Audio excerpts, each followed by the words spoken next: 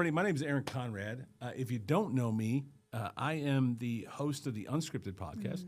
I also co-host the Mark Price for 3 podcast. We have a little business called Unscripted, but that's not why we're here today. It's not why we're here today. We are here today for my good friend, my dear friend, and I got to say this up front. I'll go ahead and just put out a teaser. If I get through this interview without a few tears, it's going to be a miracle because that's on brand for me. But I get to be here today for 2 reasons. One, you're my friend. And 2, I get to be here because you're here. You're physically here. And 2 weeks ago, that could have changed. And so we're going to cover a lot of ground today. Miss Kelsey, can you introduce yourself? Tell everybody about you and just why are we here today? Oh, Aaron, you already have me in tears. I told you, I really haven't cried since the accident that we'll talk about. And just your prayer before this, it touched my heart, 50-20, you know. 50-20. And I'm Kelsey. For those that don't know, I own a business called Expand Your Limits, but I feel like it's really on my heart to allow people to tap into the God-given potential inside. And I know I limited myself of what I thought I could do or couldn't do. And through my growth journey physically, but even over the past 7 to 8 months, Aaron, more spiritually, like when you truly understand who God's called you to be, you're unstoppable, you know? And so I'm grateful for you to be a friend first, but also to be here with you, like you said, and just share some of the perspectives that have shifted over the past couple weeks and hopefully inspire others too, that you're here for a plan and a purpose and a reason. And that if you still have breath in your lungs, you still have a reason for being here. And I think that's very special. So let's do this really quick. Let's take care of some business. Okay, let's pay the bills, so to speak. Give me all your links right up front because we got a lot to uncover, and I don't want to miss it in this interview. So all the links. You're doing a lot of stuff. You know, what are your links, just so people can find you? Let's get that out right now, just in case people don't make it to the end of the podcast.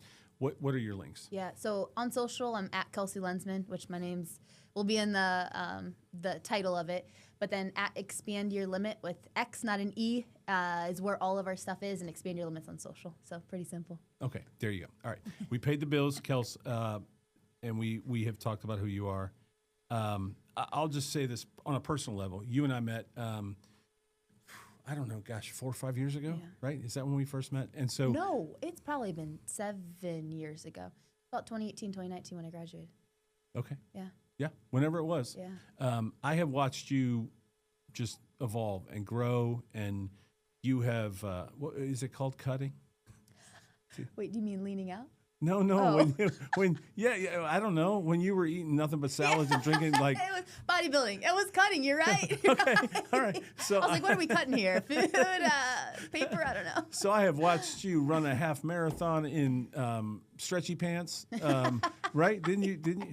Right? I got all the stuff. Right? Who runs a half marathon in stretchy pants but Kelsey? I've seen you get on a bike and do the Peloton. Yeah. The Peloton. Yep. What's it called? Pelotonia. I've seen you cutting Yep. you have just done all this stuff, and you are literally a physical marvel.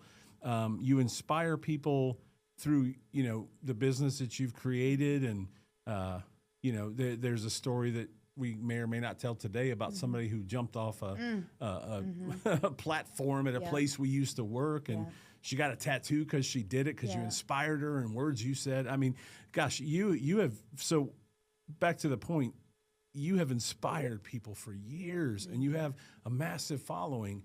And this all builds up to something that we want to talk to you about here in a minute. You have a massive following, and you have because of the things that you haven't just sat there behind a keyboard and said, hey, go do this, or put out Instagram 4x4 panels that said, hey, with an inspirational quote. Kels, you have gone out and done it. What was the most recent one with the Navy SEALs? Can I ask you that real quick? It's called Operation SEAL, and we had a Navy SEAL lead us through. Craziest was the 100-miler a couple months ago too. So it's been a journey. She just, it's 100 miles. Like, come on, it's no big MBD. Come on, man. Like, seriously, so you did Navy SEALs, you did 40, how many? What, 40 competitions. What was it? 48, well, it was Mission 48 different fitness competitions in 48 states in 48 days. And it was to raise money for a charity and just inspire women to do hard things and show themselves what's possible. So I don't know, I've always been somebody that I want to lead from the front. I've just never been somebody that I want to be a talking head and personally feel like I'm saying stuff that I'm not actually doing. That is just like my biggest antithesis, I think. So I receive that and I appreciate that a lot. Well, I don't want to brush it under the rug because I do believe we're laying a foundation here for people that do not know you. Yeah. And for those that do know you, they're going to be like, oh, yeah, exactly, like she's amazing. For those that don't know you, we're laying a foundation here about how you have literally put yourself into situations to inspire others.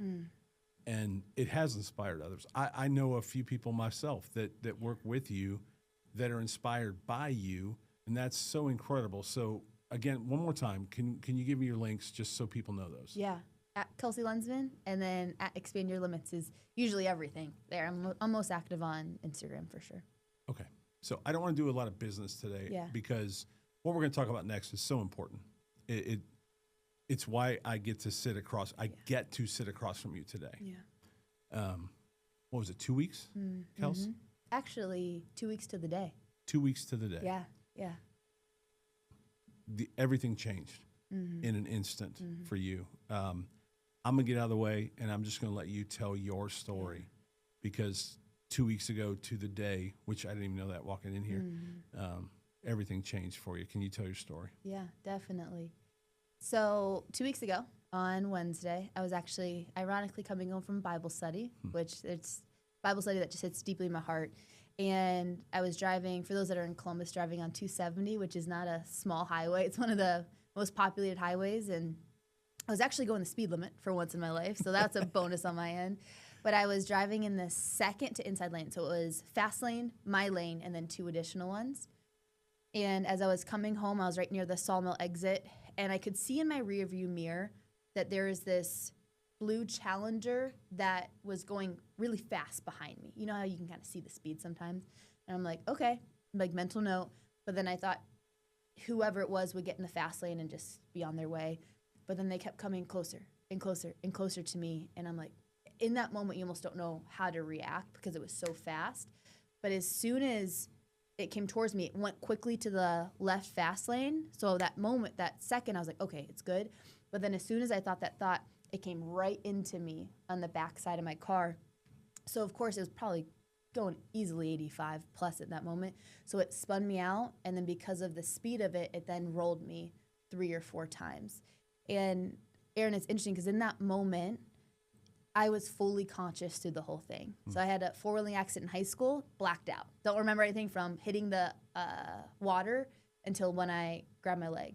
This one, I was so conscious every second of it. And I remember thinking the thought, okay, a car hit me. Secondly, okay, I'm spinning. And then thirdly, one, I'm rolling. And it was interesting because there was still fear there, right? I mean, it's a human emotion. But I remember grabbing the steering wheel.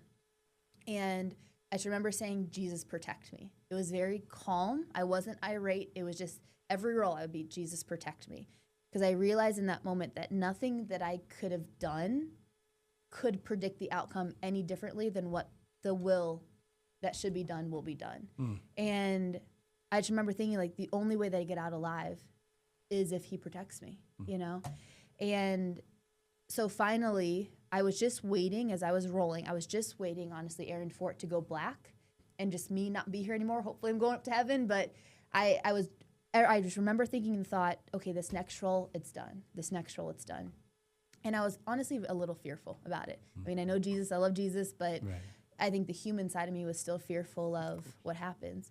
So I was waiting for that option number 1. Or option number 2, I was thinking, I'm on 270, you're on a highway. There's no way that there's a 1 impact collision. I was waiting for another hit to hit me on the other side. And so I finally felt this jolt. And then my car tires slipped down. So my tires were down. I was facing onward traffic. And I remember first thinking, oh my gosh, I'm alive. Like I didn't think that was a possibility, to be honest with you. And I'm not over exaggerating. And then secondly, I remember thinking and thought, look up, see if there's cars coming at you. Because I thought that it was a non-negotiable that I was going to have another car come at me. And I looked up and I saw no cars coming at me. And I saw everything still. And I just had this flood of emotion of, oh my gosh, thank you. Like those were the first words that uttered my mouth was like, thank you, Jesus, thank you. Like I just could not do anything besides just have full gratitude that I was here. Then finally, after I said thank you, I'm like, okay, I got to get out of this car. So I got out of the car. I was like stumbling a little bit because I was just discombobulated towards the back of my car. And as I went to the back of my car, an older gentleman, which he was a angel that day, he came over, ran towards me. He's like, are you okay? And I was like, I think that I'm fine. And then another gentleman, probably my age, came to me and asked if I was okay. And this poor guy, I literally grabbed him like he was my boyfriend because I just needed, I think I just needed that comfort. Yeah. Grabbed his arm, put my head on his shoulder, and I just said, thank you. Like, I'm like, I'm okay, but like, thank you, thank you, thank you. Because I just did not think it was an option for me to walk out alive, let alone also uninjured. Like, I couldn't comprehend it. Yeah. So then all of a sudden I look over. I won't disclose all the details with the driver because I want to be respectful of privacy, but he was trying to flee the scene and, you know, details there. So the older gentleman went over there and tried to detain him. And then I was walking towards the front of my car because I was just like, where's everything at? Where's my purse? Where's my phone? And so I remember going into my driver's side trying to find my phone. Couldn't find it. But I was also a little bit afraid as if my engine's gonna smoke and get on fire. So I was trying to stay away from my car as much as possible. So then I went to the front of my car and I looked up and there's this guy with one leg and one arm. He's walking towards me and he has a prosthetic on one side. And he's like, are you okay? And I was like, yes, like I'm fine, thank God, I'm good. And sweetest man. And he lifts up his shirt and he has a big scar down the middle of his chest. He was in an accident, a motorcycle accident. Oh my gosh. And so he's like, I just want to make sure you're okay. And I was like, yeah, I'm trying to just find my stuff. And so I remember, I'm like, I don't know where my phone's at. So I look to the fast lane for some reason. I have a hot pink case on my phone. I see my phone face up, untouched in the fast lane. And I'm like, oh my gosh, it's there. So I went to grab it thinking it's going to be shattered. Untouched, Aaron. Wow. Then secondly, I look towards the median, which where my car was at. And I see my big computer bag, my purse. And I'm like, oh, there's my stuff. Completely untouched. My wallet's fully in there. Nothing fell out. The only thing that fell out that was untouched was my Bible study from that night. Still in my purse was the Bible that I had. The guy with one arm, one leg, he's like, hey, is this yours? Came to me with the Bible study. It's all about Romans. And I just remember gathering my stuff just in complete disbelief. Like, first, how the heck did this happen? But secondly, I'm walking out and I have all my stuff. Like, it just didn't make sense. So then finally the firefighters came, EMS came, police came. And I remember the firefighters coming at me like, hey, was anybody else in your car? Are you okay? And I was like, yeah, I'm great. Like, I'm just grateful to be here. And I was like, nobody else is in my car. Thank God Captain wasn't in my car. And Cap's my dog. He goes everywhere with me. And they're like, I cannot believe you made it out alive. I specifically remember there's this one firefighter that came over to me. He's like, Kelsey, he knew my name. He didn't call me Kelsey. He called me Kelsey. Yeah, right. Kelsey, I've never seen a car make such a big divot in the highway. It completely took out such a big portion of the highway. And they're like, hey, I'd recommend you going to the hospital. I'm like, yeah, whatever needs to be done, I'm down for. And I look up and I meet eyes with a firefighter that I knew. He's like, Kelsey. I'm like, Colin. I'm like, no way. And it was just crazy to know somebody too there that day. So then I went to the hospital and they had to do all the trauma testing because it was technically a trauma, even though I felt okay. So I was just getting picked and prodded and everything. I was really grateful for them that day and went to the CT scan. And I went through a few CT scans there. And then I remember one specifically that they had to pause for 3 minutes and then redo. And so I remember laying in that CT scan and I haven't cried yet up until that moment. And I just remember getting flooded with emotion of, I cannot believe you protected me. Like, it was just this connection with God that I've never felt yet before. And just this gratitude of genuinely feeling like you spared my life, you know, and genuinely feeling so grateful that I was in a CT scan. And right now, up to my knowledge, everything is fine. So I get out of the CT scan, my tears are going. Everybody's like, are you okay? And I'm like, yeah, I'm just so grateful. And I get to the hospital. They had to get some of the scans back. And they said, yeah, everything looks fine. You just have a couple lung contusions, which is bruising, which they're like, any any impact's going to do that, whether it be Seatbelt, seatbelt, yeah, airbags, all right, of that. right.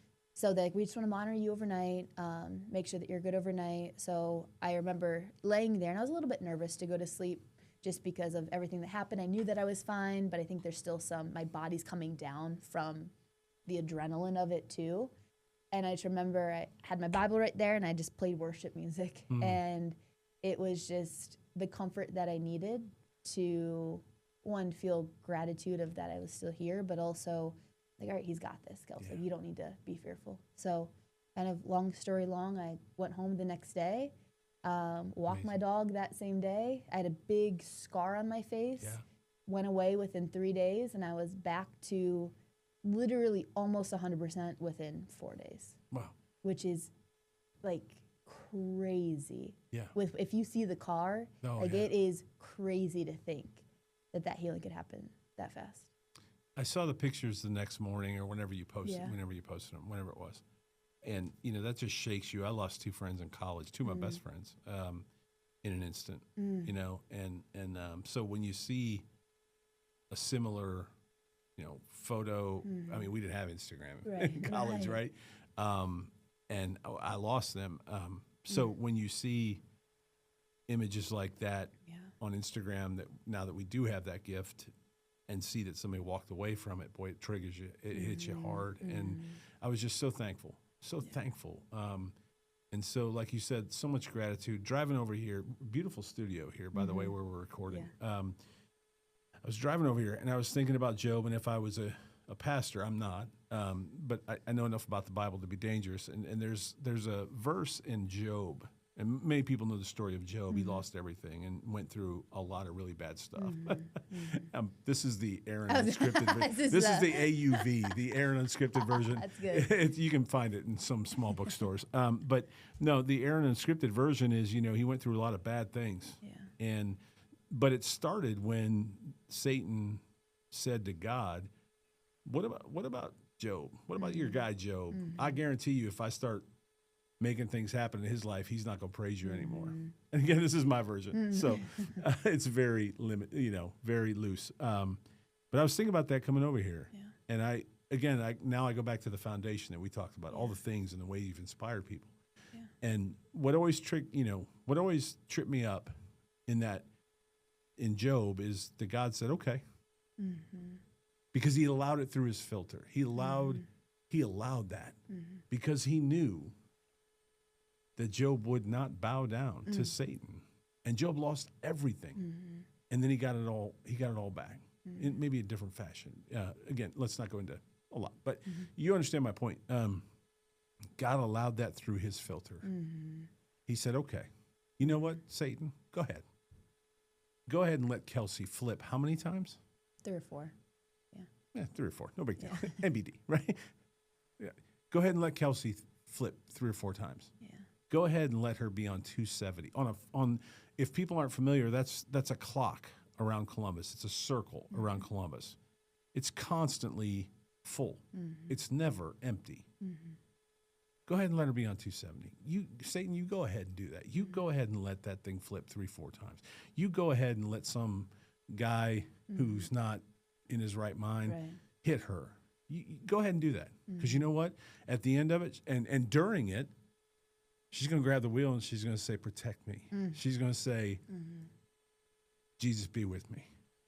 Because guess what, Satan? She's coming home from Bible study where she was learning more about me than you. Yeah. So.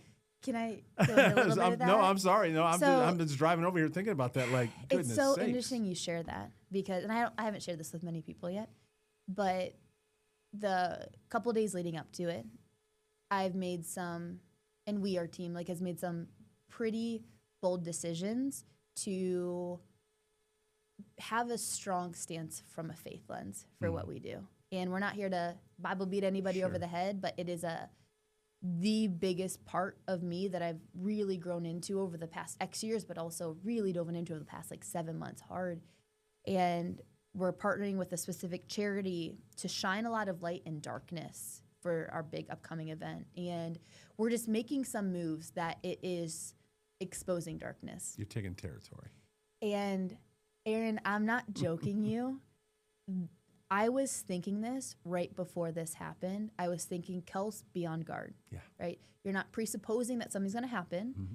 but spiritual warfare is real. Right. It's a real thing. 100%. And so when you are not shying away, oh, I have goosebumps thinking about this. Yeah. When you're not shying away from being bold for the kingdom, when you're not shying away to say, oh, I'm not afraid of you.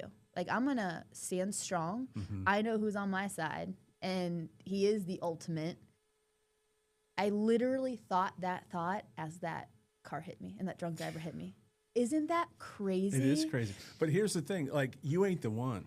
Like, come on, Satan, you ain't the one. If I'm going to pick a fight with somebody, it ain't going to be Kels. I mean, old girls out here doing 48 and 48 and doing 100 with Navy SEALs and all the other challenges. Like, seriously, come on, man, you got to be better than that. I mean, I'm not wishing that on anybody, but if you ain't the one. Well, it's funny. It gives me a little a chip on my shoulder in a good way Yeah. to say, you tried. Absolutely. I already know who wins that battle. I know who has victory. You know how the story ends. Exactly. And it's interesting. I reflected on this a little bit. I was thinking about a year ago, if this would have happened, I don't think my response would have been the same. I don't think my cry out would have been the same. I don't think I'm a pretty positive person, so I don't think that I'd be in the dumps and feeling like this happened to me. But I don't think I would have glorified his name or had the healing that I had in the time that I did. And I think there's also divine timing in it all. And it was really interesting. It was kind of cool for me to reflect back on where my heart was with that, is I called out to him. You don't have time to think, Sure. who should I call out to? Right, like, what am I right, thinking? right. You just react, you know? Sure. And so that was really cool. And this also is cool. And I don't want this to sound like, oh, Kelsey's, on her high horse or thinking. But even in that hospital bed, knowing what influence that the guy that hit me was under, I hope that this situation brought him closer to God. I prayed for him. I wasn't mad at him. And I know if I didn't have my faith and understand that to a deeper level, I would have had some animosity. It doesn't mean that I was just accepting of the situation, right? There's still responsibility of it. But I think you have a different lens that you look the world through when you understand Jesus and know Jesus as a friend and a father. And that was interesting for me to reflect on. No doubt. And so let's just take it one more step on that, and then we'll move on, because I do have some other questions for you. You said a year ago you might not have been in the same place. A year ago, should that same conversation have happened like it did with Job and God, or Satan and God for Job, I don't know what God says in that point, right? But because you're where you are today, God said, go ahead. I'm good. I ain't worried about my girl, Kelsey. I'll take care of the vehicle. I'll take care of the rest of it. But she's going to be fine, and she's going to come out of this praising my name, and you lost again, bro. And that's what's cool. I had, through that story, I've had a few people text me to say, Kels, I was waiting from that nudge for God to either seek him more or go back to church. And because of your story, that was my nudge. And that is... Genesis 50:20, he makes all things for good. And that's what I really felt like in that situation where it's like, okay, like, I'm not just doing it to get some likes on Instagram. Like, that's genuinely how I felt. And to see those be the fruits of it, oh man. Not that I wish that on myself again or wish that on anybody. For real. But that was humbling to be the one chosen to be a part of that situation, and that be the outcome of it, to bring people towards his light. And know 100%. That they're for him, Yeah. Okay. I want to move on, because I do have multiple questions for you. Bring it on. Since then, you've touched on this a little bit. Since then, what's gone through your mind? I mean, I don't know how many people are. I don't know who's listening. I gotta imagine most of us have never been. I've had a couple of fender benders, that. Nothing like what you've gone through. What's gone through your mind since then? I think I have a little bit different perspective on this one, because I did have a really bad four-wheeling accident in high school. So that was my first really close brush with death. I remember being in the hospital and having another girl being a four-wheeling accident, and she had both her lungs collapse, was fighting for her life. And that really shifted my perspective of, you genuinely are not guaranteed another day. You have no idea when that moment comes. Right. We have no control over it. We have no idea when it comes. Right. And so I think that four-wheeling accident gave me such a different perspective that this car accident, it just reignited what I've already learned, you know? So in that moment, I think if that was my first time in the car accident, I would have these massive epiphanies and, oh my gosh, and I need to change. But I had just a reiteration of, Kelsey, like, you're not guaranteed another day. Say I love you to your parents, right? What for me, it's not the small things. I feel like I'm a pretty courageous person and I'm pursuing the calling that I have. So I think if I weren't, that would give me the, oh my gosh, Kelsey, what are you doing, girl? Right. But for me, it's the small. Hug your dog. You get to walk your dog today. Tell your parents you love them. You know, thank God for the food that you're eating right now. And that's been the perspective that I've had. But I'll tell you too, returning back to your day-to-day life, it's easy to forget, man. Right. It's easy to get into the monotony of it and the routine of it.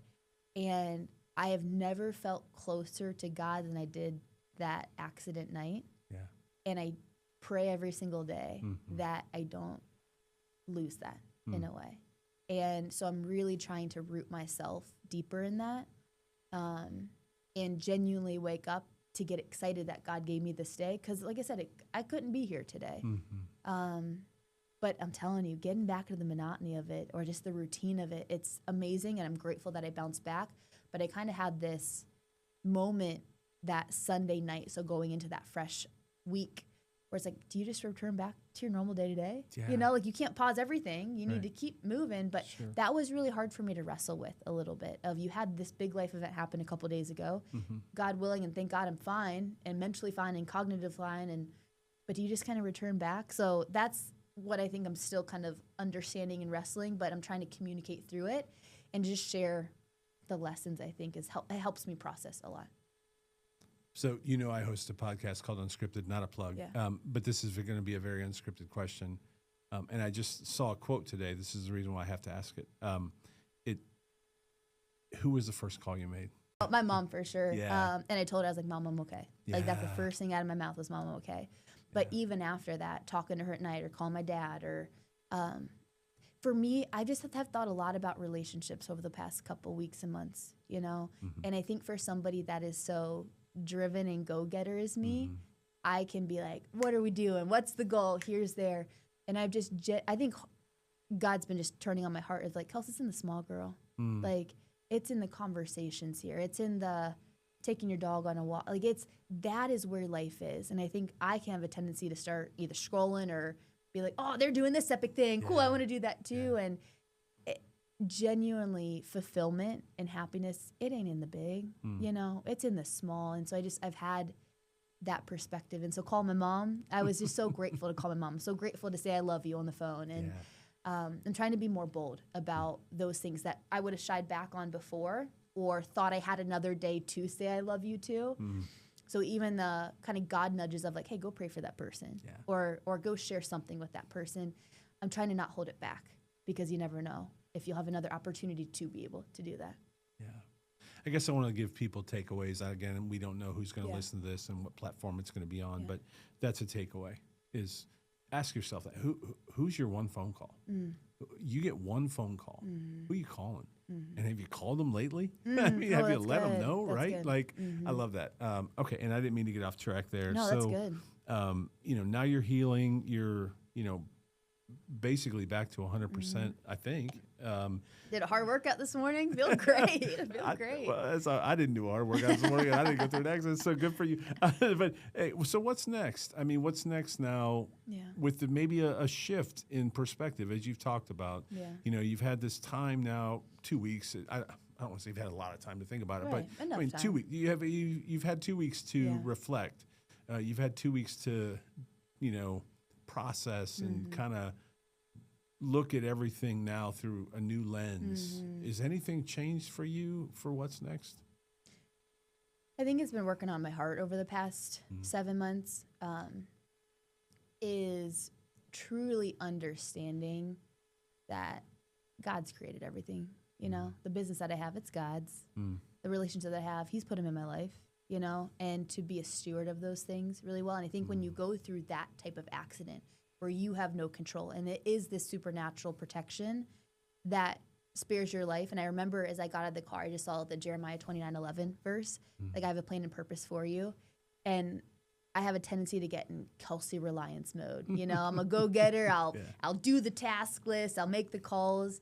And what's been on my heart a lot over the past couple months is, Kels, are you praying before the day? You know, or are you taking a moment to thank God for this stuff? And so I think that's just the heart posture shift. It's the vision shift of, am I stewarding what he's already given me really well? And am I pouring into, like this past weekend, I made some soup for my friend that just had a baby. You know, it's like taking that time that it's not productive. It's not to getting a task list off. It's not, you know, but it's sowing into the people that you have in your life right now. So I think it's that perspective shift. And for me, the slowing down and allowing me to take care of me really well too. And for me to take time to spend time with God, for me to just not get in the hustle and bustle of the world. And it's easier said than done. But yeah, I think that's it. It's important because I think, again, I'll go back to the two friends that I lost. One of them had probably the greatest impact this side of heaven on my life. Oh my gosh. Because the way he lived his life. And when he passed, it was just, there was so much fruit from the way he lived, the way he treated people, the way he talked to people.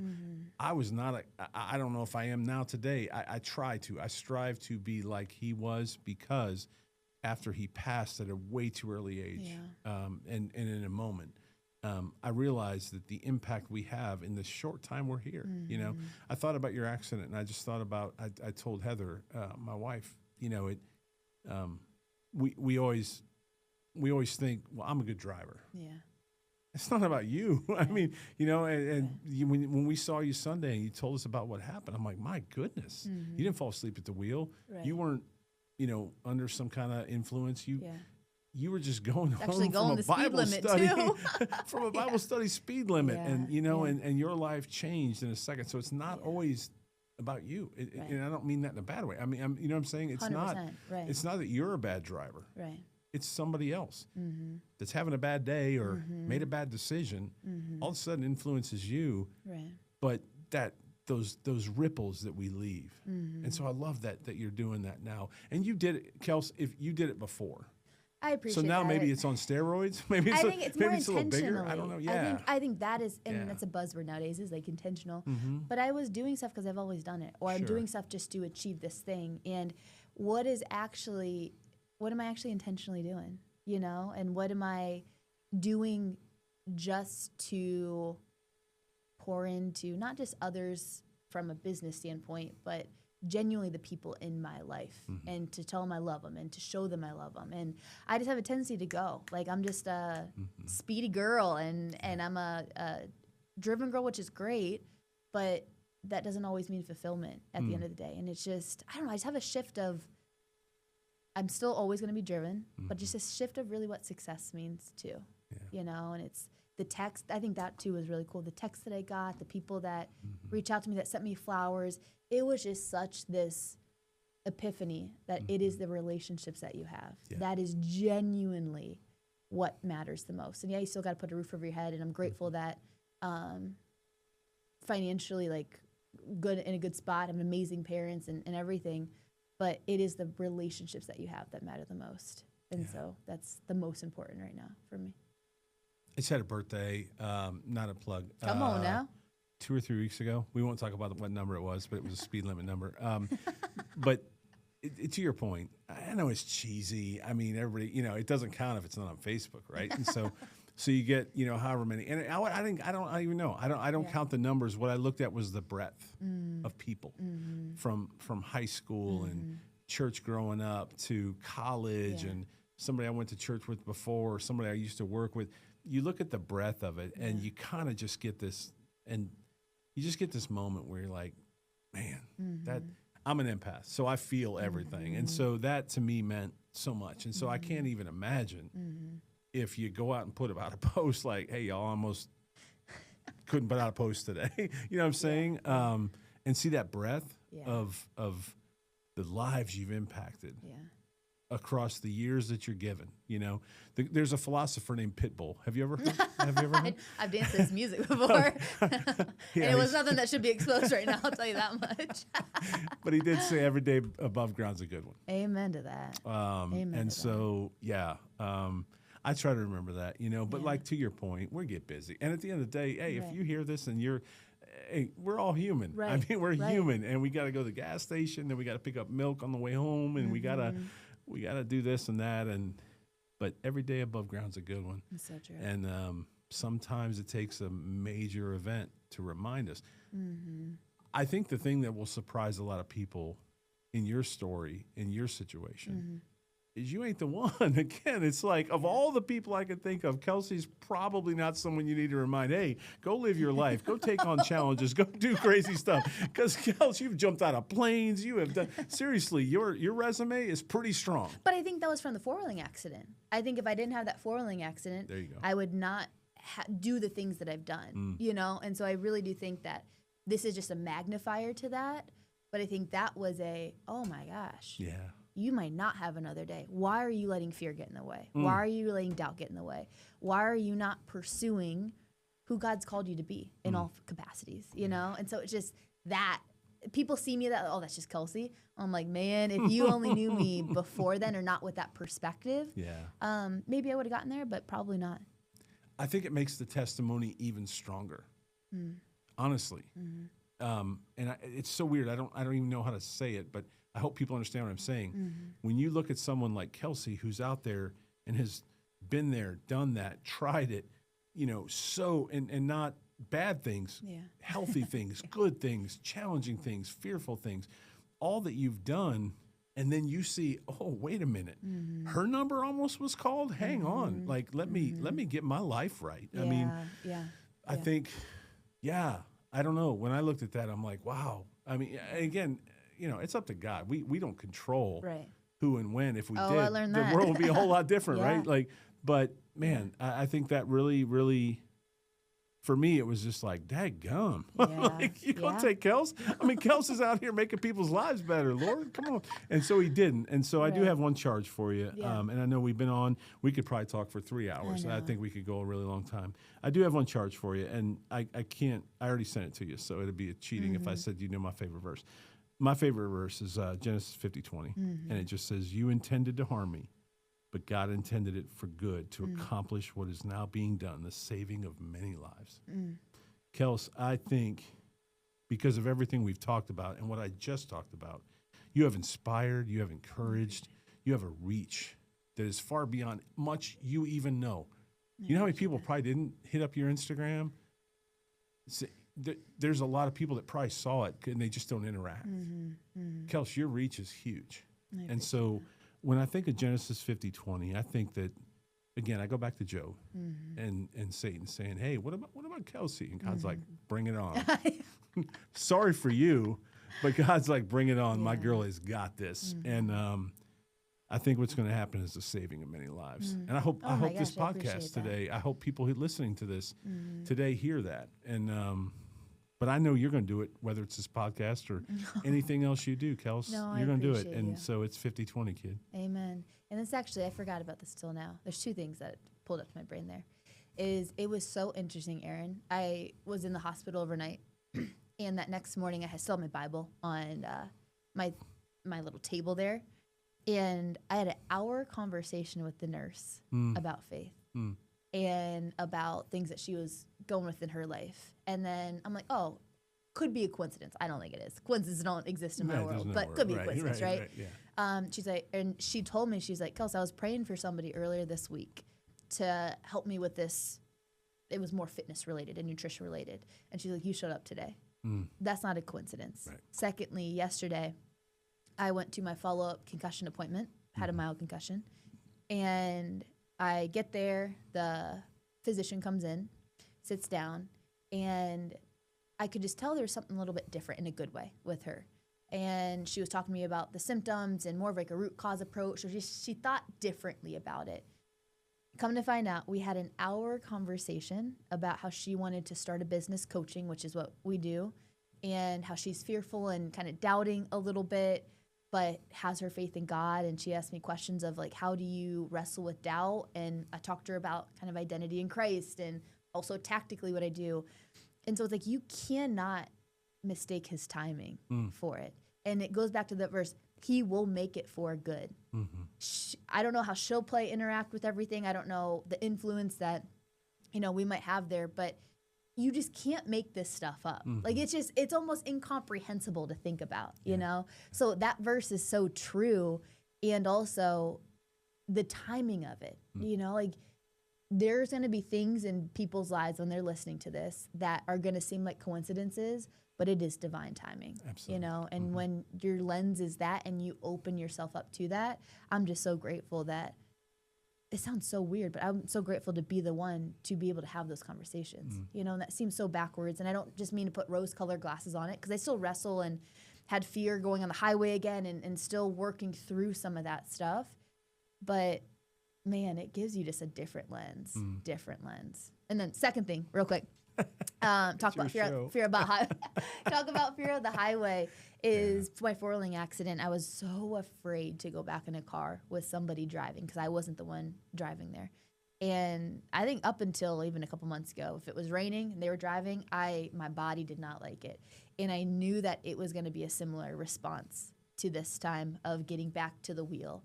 And I want to share this because I think fear can cripple a lot of people and it doesn't have a hold on you. But you're also human and you experience emotion. It's trying to protect you and self-protect you.